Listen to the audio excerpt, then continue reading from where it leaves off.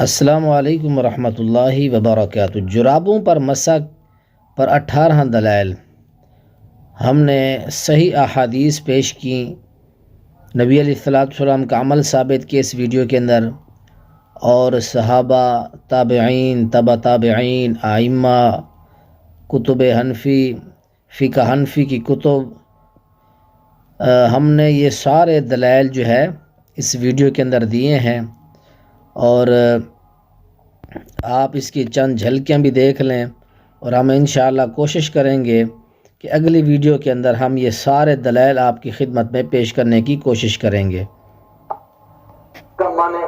تیسرا ہمارا امام ابراہیم نخعی، کتنی بڑی شخصیت، یہ کیا کرتا ہے، یمسح علی الجوربین، ابراہیم نخعی رحمۃ اللہ علیہ جرابوں پر مسح کرتے ہیں۔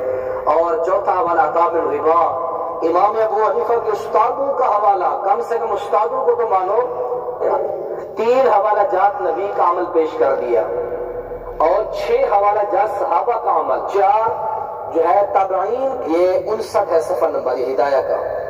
اب اس کے اندر دیکھیں کہ ولا يجوز المسح على الجوربين عند ابي حنيفه الا ان يكون مجلدين منعلين، امام ابو حنیفہ کی تو شرط یہ ہے کہ آپ موٹی جرابوں پر مسح کریں۔ وقال يجوز، امام یوسف اور امام محمد بن حسن الشیبانی، یہ دونوں امام صاحب کے شاگرد ہیں، یہ دونوں کہتے ہیں کہ مسح جائز ہے، کہ انہ رجع الى قولہما۔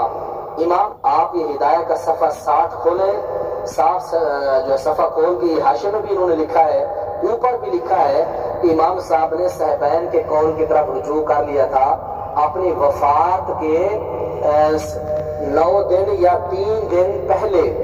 امام یہ اگر پوسٹر آپ لینا چاہیں ہم سے لے بھی سکتے ہیں۔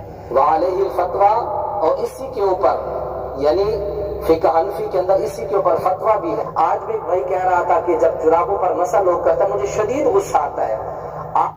السلام علیکم ورحمۃ اللہ وبرکاتہ۔ سرد شروع ہوتا ہے تو اللہ تعالیٰ کی طرف سے کچھ احکامات کے اندر